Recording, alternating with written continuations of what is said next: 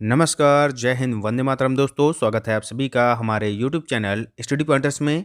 और यहाँ पर हम आपके लिए लेकर आ चुके हैं सीटेट एग्ज़ाम 2023 में जो आपके क्वेश्चन बन रहे हैं मैथ सेक्शन से, यानी कि गणित के महत्वपूर्ण प्रश्न हम यहाँ पर देखने वाले हैं। ट्रिक से कैसे लगाना है इनको, ये यहाँ पर हम आपको बताने वाले हैं। और आज हम जो क्वेश्चन लाए हैं वो संख्या पद्धति से जो क्वेश्चन बन रहे हैं उनको यहाँ पर डिस्कस करेंगे। तो सबसे पहले आप सभी लोग वीडियो को लाइक और शेयर ज़रूर कर दें, और जो लोग चैनल से पहली बार जुड़े हैं तो चैनल को सब्सक्राइब कर लेना और बेल आइकॉन को प्रेस कर लेना, क्योंकि हमारे चैनल पर आपको जो भी शिक्षक भर्ती है उनसे रिलेटेड वीडियो मिलने वाले हैं। तो चलिए वीडियो को शुरू करते हैं। तो पहला क्वेश्चन आपके सामने यहाँ पर दिया है 56431, यानी कि 56,431 में 6 का स्थानीय मान तथा 4 के अंकित मान में अंतर कितना है। तो यहाँ पर ये पूछा गया है। तो आपको हम बता दें कि स्थानीय मान और जातीय मान या फिर अंकित मान क्या होता है। तो सबसे पहले आपको ये बात की यहाँ पर जानकारी होनी चाहिए। तो जैसे कोई मान लीजिए कि संख्या यहाँ पर दी गई है 435, ठीक है। तो यहाँ पर अगर आपसे पूछे कि 4 का स्थानीय मान क्या होगा, तो 4 का स्थानीय मान होगा, जैसे इसको हम कैसे देखेंगे, इकाई, दाई, सैकड़ा, यानी कि 4 और 00। तो ये हो गया स्थानीय मान, ठीक है। अगर आपसे पूछ ले कि 4 का अंकित मान कितना होगा, तो जो 4 यहाँ पर लिखा है यही इसका अंकित मान हो जाएगा, ठीक है। अगर 3 का अंकित मान पूछ ले तो 3 हो जाएगा। अगर आपसे पूछे कि 3 का स्थानीय मान कितना है, तो वो किस स्थान पर है, तो इकाई, दाही, यानी कि 30 पर हो जाएगा वो, ठीक है। यानी कि 30 इसका स्थानीय मान हो जाएगा और 3 जो है वो अंकित मान हो जाएगा। तो इसी तरीके से आपको ये क्वेश्चन करना है, ठीक है। तो यहाँ पर समझते हैं क्या दिया है। तो यहाँ पर 6 का स्थानीय मान पूछा है, तो 6 किस स्थान पर है, चलिए गिनते हैं। यहाँ पर इकाई, दाही, सैकड़ा, हजार, यानी कि 6 और 000, ठीक है। ये हो गया स्थानीय मान। अब 4 के अंकित मान में अंतर, यानी कि अंतर का मतलब होता है घटाना, ठीक है। तो 4 का अंकित मान कितना हो जाएगा, तो 4 का अंकित मान हो गया 4, जो कि 4 ही रहेगा। अब इसको घटा दीजिएगा, यानी कि 6000 में हमें 4 यहाँ पर माइनस करना है, तो कितना आ जाएगा, 5996। तो ऑप्शन नंबर सी हमारा यहाँ पर राइट आंसर हो जाएगा। बहुत ही सिंपल क्वेश्चन था, सभी को आ गया होगा। चलते हैं आगे, नेक्स्ट क्वेश्चन देखते हैं। अगला प्रश्न आपके सामने यहाँ पर दिया है, क्वेश्चन नंबर दूसरा, 10,000 प्लस 10,100 प्लस 10 दहाई बराबर है। यानी कि 10,000 सबसे पहले आपको लिखना है, तो 10,000 लिख लीजिएगा। इस तरीके से हमने लिख लिया 10,000। फिर है 10,100, यानी कि 10 और फिर 100 का मतलब 2 जीरो, ठीक है। इसके बाद है 10 दहाई, यानी कि 10 उसके बाद दहाई में 1 जीरो आ जाएगा, ठीक है। तो इनको सबको हमें जोड़ना है, तो जीरो हो जाएगा यहाँ पर, इनको जोड़ेंगे तो फिर जीरो, 1 हो जाएगा, फिर 1 आ जाएगा, फिर 1 आ जाएगा, यानी कि 1 1 1 और 00। तो कहाँ पर है, किस ऑप्शन में है, ये है ऑप्शन बी में। तो ऑप्शन नंबर बी हमारा यहाँ पर राइट आंसर हो जाएगा। बहुत ही सिंपल क्वेश्चन है, आशा करते हैं कि आप लोगों को समझ में आ गया होगा। चलते हैं आगे, नेक्स्ट क्वेश्चन देखते हैं। 6/5 में कितने 1/10 हैं। तो इस तरीके से काफ़ी क्वेश्चन आपके बन रहे हैं। तो हम इसको आपको 2 तरीकों से बताने वाले हैं। सबसे पहला तरीका होगा कि 6/5 में सीधे आप क्या करिए कि उल्टा करके जो 1/10 है इसको 10/1 करके इसमें गुणा कर दीजिए, आपका आंसर आपके सामने आ जाएगा। तो यहाँ पर हल कर लीजिएगा, 5 एकम 5, 5 दूनी 10 और 6 दूनी 12। तो 12 इसका राइट आंसर हो जाएगा। ऑप्शन नंबर सी इसका सही उत्तर हो जाएगा, ठीक है। तो 6/5 में कितने 1/10 हैं, तो 12 1/10 हैं। अब इसको दूसरा तरीका बता दें, तो दूसरा तरीका भी इसी तरीके से है कि 6/5 में कितने 1/10 हैं। तो यानी कि 6/5 में हमें भाग देना होगा 1/10 का, ठीक है। तो 1/10 का जब हम भाग देंगे तो बाहर बाहर का गुणा होगा और अंदर अंतर का गुणा होगा, ठीक है। तो 6 का गुणा होगा 10 से और 5 का गुणा होगा 1 से। फिर इसमें वही हाल है कि 5 दूनी 10 हो जाएगा और 6 का गुणा 2 से हो जाएगा, तो 12 हमारा यहाँ पर राइट आंसर हो जाएगा। चाहे आप जिस भी तरीके से करें, आंसर आपका सेम निकलने वाला है। तो सबसे आसान तरीका जो पहला वाला था कि 6/5 में सीधा 1/10 को उल्टा कर लीजिएगा, यानी कि 10/1 से गुणा करके आंसर निकाल लीजिएगा। ठीक है, क्लियर हो गया। चलते हैं आगे, नेक्स्ट क्वेश्चन देखते हैं। अगला क्वेश्चन है क्वेश्चन नंबर 4। प्रथम 5 धन ऋण अभाज्य संख्याओं का योग कितना होगा?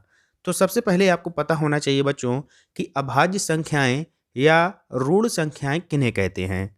तो अभाज्य बोला जाए या ऋण बोला जाए, ये दोनों सेम चीज होती हैं। तो सबसे जो छोटी अभाज्य संख्या होती है वो होती है 2। कितनी होती है बच्चों? 2 होती है। क्वेश्चन आपसे बनता है कि सबसे छोटी सम अभाज्य संख्या कौन सी है? तो 2 जो है ये सम भी है और अभाज्य भी है। अभाज्य का मतलब होता है कि जो स्वयं से कटे और 1 से उसमें भाग जाए। ठीक है, या तो 1 से भाग जाए या अपनी स्वयं से भाग जाए। ठीक है, तो वो कहलाती हैं आपकी अभाज्य संख्याएं। तो सबसे छोटी 2 हो गई। यहाँ पर क्वेश्चन पूछा गया है कि प्रथम जो 5 अभाज्य संख्याएं हैं उनका योग कितना होगा। तो सबसे पहले हो गई 2, फिर आती है आपकी 3, फिर हो गई आपकी 5, फिर हो गई आपकी 7, फिर हो गई आपकी 11। ठीक है, तो ये हो गई आपकी 5 प्रथम अभाज्य संख्याएं। इनको आपको जोड़ना है। तो 2 और 3 5, 5 और 5 10 हो जाएगा। 10 में 7 जोड़ेंगे तो 17, और 17 में 11 जोड़ेंगे तो 28 हो जाएगा। तो 28 इसका सही उत्तर हो जाएगा। बहुत ही सिंपल है, सभी ने कर लिया होगा। चलते हैं आगे, नेक्स्ट क्वेश्चन देखते हैं। अगला प्रश्न है 1 से 100 तक की संख्याओं में 0 कितनी बार आता है? बहुत ही अच्छा क्वेश्चन है। तो बताइएगा सभी लोग कि 1 से 100 तक की जो संख्याएं हैं उनमें 0 कितनी बार आता है। तो सबसे पहले हम बात करेंगे कि 1 से 100 तक की जो संख्याएं हैं वो कौन कौन सी होती हैं। तो बहुत ही नॉर्मल क्वेश्चन है, ज़्यादा कठिन नहीं है। अगर हम बात करें यहाँ पर 10 से अगर हम 100 तक जाएंगे, कहाँ तक जाएंगे? सॉरी, 10 से सबसे पहले चलिएगा 90 तक। 10 से 99 तक अगर हम जाएंगे तो कितनी बार 0 आएगा? तो ये आएगा आपका 9 बार। 9 बार कैसे आएगा? एक तो आपका 10 में आ जाएगा 0, ठीक है, फिर 20 में आ जाएगा, 30 में आ जाएगा, 40 में, 50 में, 60 में, 70 में, 80 में और 90 में। इस तरीके से सभी को जोड़ लीजिएगा तो ये आ जाएगा टोटल 9 बार। ठीक है, और फिर आता है 100। तो 100 में 2 0 होते हैं। तो 9 तो पहले आ गए और 2 0 ये आ गए। तो 9 और 2 कितने हो गए? 11 हो गए। तो 11 यहाँ पर हमारा सही उत्तर हो जाएगा। बहुत ही सिंपल है, समझ में आ गया होगा। चलते हैं आगे, नेक्स्ट क्वेश्चन देखते हैं। अगला प्रश्न है क्वेश्चन नंबर 6। संख्या लिखी है कि 90707 को 9 से भाग देने पर शेष फल कितना बचेगा। बहुत ही अच्छा क्वेश्चन है। यहाँ पर बच्चे काफ़ी गलती करते हैं। तो 9 से केवल हमें भाग देना है यहाँ पर छोटे बच्चों की तरीके से 90707 में। तो कैसे देंगे भाग? सबसे पहले यहाँ पर देंगे हम भाग। तो ध्यान से देखिएगा सभी लोग, 9 से भाग देना है 90707 में। तो 9 एकम 9 हो गया। तो 9 एकम 9, यहाँ पर 9 से 9 घटा देंगे तो 0 आ गया, कट गया। ठीक है, इसके बाद अब 0 को यहाँ पर हम उतारेंगे। अब भाग जा नहीं रहा है तो भाग ने खाई बिंदी, यानी कि 0 इधर हो गया और 7 को यहाँ पर हमने नीचे उतार लिया। ठीक है, इसके बाद अब 9 से भाग देंगे, फिर भी नहीं जा रहा है तो एक बार और हम यहाँ पर 0 नीचे ले आएंगे। तो 1 0 हमें यहाँ भी बढ़ाना पड़ेगा। तो अब भाग देंगे तो 9 सत्ते 63, यानी कि 63 आ गया। अब बचा नीचे 7। ठीक है, नीचे यहाँ पर फिर से यहाँ पर 7 बच गया। अब भाग फिर नहीं जा रहा है तो यहाँ पर 7 यहाँ पर नीचे उतार लेंगे तो 77 हो गया। अब भाग देंगे तो 9 8 72। तो 9 8 72, यानी कि 77 में जब 72 माइनस करेंगे तो 5 जो है ये हमारा शेष फल बचेगा। तो ऑप्शन नंबर सी हमारा यहाँ पर राइट आंसर आ जाएगा। ठीक है, क्लियर हो गया। और ये हमारा यहाँ पर भागफल सामने निकल कर आ गया है। चलते हैं आगे नेक्स्ट क्वेश्चन की तरफ। नेक्स्ट क्वेश्चन नंबर जो 7 दिया है, बहुत ही इंपॉर्टेंट क्वेश्चन है बच्चों, ध्यान से देखिएगा। यदि संख्या जो ये संख्या दी गई है 3 से विभाज्य है तो जो यहाँ पर जो क्वेश्चन मार्क है उसके स्थान पर सबसे बड़ा अंक कितना आएगा। ठीक है, तो अगर ये संख्या 3 से विभाज्य है तो इसके जो अंक दिए गए हैं इनके अंकों का योग भी जो है 3 से विभाज्य होगा। ये फार्मूला होता है। क्या होता है कि अगर ये संख्या जो दी गई है ये 3 से विभाज्य है तो इनके अंकों का योग भी 3 से विभाज्य पूरा पूरा होगा। तो संख्या क्या दी गई है ये देख लेते हैं, 5, 1, 3, 2, 4, 1, 6 और क्वेश्चन मार्क। ठीक है, ये यहाँ पर संख्या दी गई है। तो इनको चलिए हम जोड़ लेते हैं, इनके जो अंक हैं इनको हम जोड़ते हैं। तो 5 और 1 6, 6 और 3 9, 9 और 2 11, 11 और 4 15, 15 और 1 16, 16 और 6 22, यानी कि टोटल आ गया 22। अब हम इसमें एक जो यहाँ पर क्वेश्चन मार्क है इसमें कितना अधिक जोड़ दें, जो सबसे बड़ा अंक है वो कितना जोड़ दें कि 3 से पूरा पूरा भाग चला जाए। तो इसमें हम 8 जोड़ दें। तो 8 अगर जोड़ेंगे तो ये हो जाएगा 30, और ये जो 30 है ये 3 से पूरा पूरा विभाजित है। 3 से जब हम 30 में भाग देंगे तो 10 बार जाएगा, पूरा पूरा कट जाएगा। तो इसलिए जो इसमें अंक जोड़ा जाएगा वो जोड़ा जाएगा बच्चों 8। तो 8 यही हमारा यहाँ पर राइट आंसर हो जाएगा। अगर हम 6 जोड़ते तो 22 और 6 28 हो जाता। तो 3 से अगर हम भाग देते 28 में तो वहाँ पर पूरा पूरा नहीं जाता, 9 बार जाता, एक शेषफल बच जाता। अगर 7 जोड़ते तो 22 और 7 29 हो जाता, वो भी नहीं बनता। 9 जोड़ते तो 22 और 9 31 हो जाता, वो भी नहीं बनता। तो इसलिए ऑप्शन नंबर ए 8 हमारा यहाँ पर सही उत्तर हो गया।